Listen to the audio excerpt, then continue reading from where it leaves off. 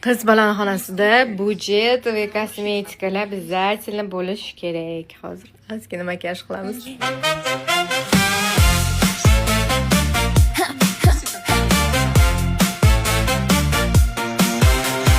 Pump the moisturizer, rub it on my face. Layer up the sunscreen, put it in its place. Drops of liquid foundation, grab the beauty blender.